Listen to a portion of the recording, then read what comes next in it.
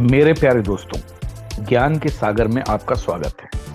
दोस्तों, दुनिया के हर देश में वहां के संविधान के अनुसार हर नागरिक का एक प्रोटोकॉल होता है, जिसको कि हम उस देश का प्रोटोकॉल मानते हैं।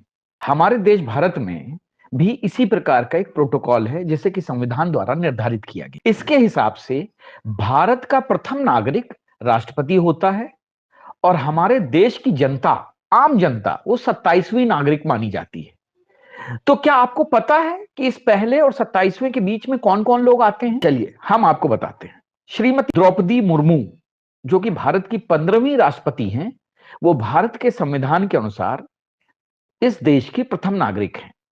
संविधान के अनुसार एक पूरी लिस्ट होती है, जिसमें यह बताया जाता है कि किस स्थान पर कौन से पद को या नागरिक को रखा जाता है। तो चलिए पूरी लिस्ट को देखते हैं। भारत का प्रथम नागरिक इस देश का राष्ट्रपति होता है। द्वितीय नागरिक इस देश का उपराष्ट्रपति होता है। तृतीय नागरिक इस देश का प्रधानमंत्री होता है, जो कि इस समय श्री नरेंद्र मोदी जी हैं। चतुर्थ नागरिक समस्त राज्यों के जो राज्यपाल होते हैं, वो प्रोटोकॉल के हिसाब से चौथे नागरिक माने जाते हैं। पांचवें नागरिक जो हैं इस देश के पूर्व राष्ट्रपति, और इसी में एक फिफ्थ एक लॉज निकाला गया है, जिसके अनुसार देश के पूर्व उपराष्ट्रपति भी पंचम नागरिक यानी फिफ्थ नागरिक माने जाते हैं। छठवां नागरिक इस देश का भारत के मुख्य न्यायाधीश और लोकसभा अध्यक्ष, यानी कि ये दोनों लोग छठे नागरिक माने जाते हैं। भारत के मुख्य न्यायाधीश हो चाहे लोकसभा अध्यक्ष हो, ये दोनों के दोनों छठवें नागरिक माने जाते हैं। सप्तम जो सातवें नागरिक होते हैं, वो जो केंद्रीय कैबिनेट के मंत्री होते हैं हमारे देश के, केंद्रीय मंत्रिमंडल के, वो सातवें नागरिक माने जाते हैं। इनके साथ हर राज्य का मुख्यमंत्री भी सातवां नागरिक माना जाता है। योजना आयोग के उपाध्यक्ष को भी सातवां नागरिक माना जाता है। पूर्व प्रधानमंत्री को भी सातवां नागरिक माना जाता है। राज्यसभा और लोकसभा में विपक्ष के नेता और सभी भारत रत्न पुरस्कार विजेताओं को भी सातवां नागरिक माना जाता है। आठवां नागरिक जो भारत में मान्यता प्राप्त राजदूत होते हैं संबंधित देशों के, उनको माना जाता है। मुख्यमंत्रियों को, जो कि संबंधित राज्यों से बाहर के होते हैं, राज्यपाल जो कि उसी राज्य के राज्यपाल होते हैं, उनको जो है आठवां नागरिक माना जाता है। नौवें नागरिक जो होते हैं सुप्रीम कोर्ट के जज, यूनियन पब्लिक सर्विस कमीशन के chairman, chief election commissioner, Bharat के नियंत्रक और महालेखा परीक्षक जो सीएजी जो होते हैं, उनको नवा नागरिक माना जाता है। 10वां नागरिक राज्यसभा के deputy chairman, deputy chief ministers, Lok Sabha के डिप्टी स्पीकर, योजना आयोग के सदस्य, राज्यों के मंत्री, इनको 10वां नागरिक माना जाता है। 11वें नागरिक अटॉर्नी जनरल, कैबिनेट सचिव, उपराज्यपाल, उनको माना जाता है। 12वें नागरिक जो हमारे सेनाओं के जनरल हैं, पूर्ण जनरल या उनके समकक्ष रैंक वाले कर्मचारियों को 12वां नागरिक माना जाता है। 13वां नागरिक जो होते हैं, जो साधारण राजदूत हैं, जिनको कि हमारे देश में असाधारण और पूर्ण नियोक्ता के रूप में मान्यता दी गई है, उनको 13वां नागरिक माना जाता है। 14वें नागरिक के रूपों में राज्यों के चेयरमैन और राज्य विधानसभा के स्पीकर, हाई कोर्ट के चीफ जस्टिस, इनको माना जाता है।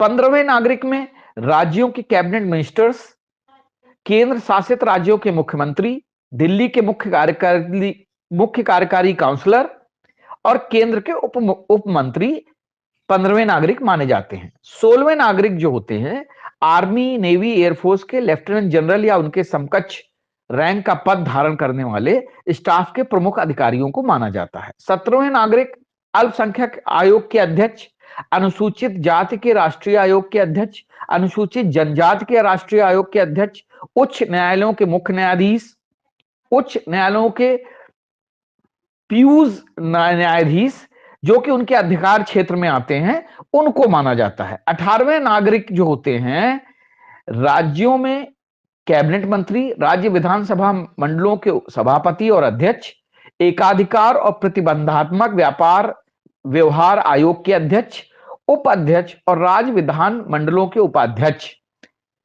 तथा राज्य सरकारों के मंत्री, इनको भी 18वें नागरिक की श्रेणी में रखा जाता है। इसमें केंद्र शासित प्रदेशों के मंत्री और कार्यकारी परिषद भी आती है। संघ शासित प्रदेशों में विधानसभा के अध्यक्ष और दिल्ली महानगर परिषद के अध्यक्ष, उनके संबंधित केंद्र शासित प्रदेशों में भी जो अध्यक्ष होते हैं उनको माना जाता है। 19वें नागरिक के रूप में संघ शासित प्रदेशों के मुख्य आयुक्त, उनके संबंधित केंद्र शासित प्रदेशों में राज्यों के उपमंत्री, केंद्र शासित प्रदेशों में विधानसभा के उपाध्यक्ष और मेट्रोपॉलिटन परिषद दिल्ली के उपाध्यक्ष आते हैं। 20वें नागरिक में राज्य विधानसभा के चेयरमैन और डिप्टी चेयरमैन, 21वें नागरिक में सभी संसद सदस्य, 22वें नागरिक में राज्यों के डिप्टी मिनिस्टर्स, 23वें नागरिक में army commander, vice chief of army staff और इन्हीं की रैंक के बराबर के अधिकारी और राज्य सरकारों के मुख्य सचिव आते हैं।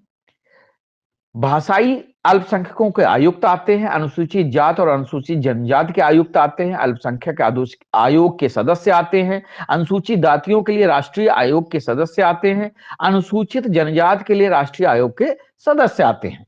24वें नागरिक के रूप में उपराज्यपाल रैंक के अधिकारी आते हैं या इन्हीं के समकक्ष अधिकारी 24वें नागरिक के रूप में मान्यता प्राप्त हैं। 25वें नागरिक में भारत सरकार के अतिरिक्त सचिव आते हैं।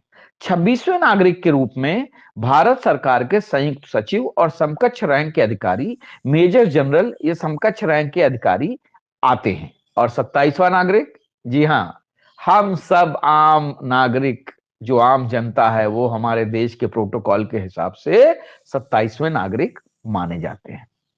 हम सभी 27वें नागरिक के रूप में खुश हैं, प्रसन्न हैं और इस देश की तरक्की को बढ़ाने में हम लोग अपना योगदान दे रहे हैं। और मैं उम्मीद करता हूं कि हम सभी 27वें नागरिक अपने देश के लिए कुछ न कुछ करते रहेंगे, देश की तरक्की के लिए प्रयत्न करते रहेंगे, विचार करते रहेंगे, योजनाएं बनाते रहेंगे और कोई भी ऐसा कार्य नहीं करेंगे जिससे हमारे देश की अस्मिता पर कोई सवाल खड़ा करे। जय हिंद, जय भारत।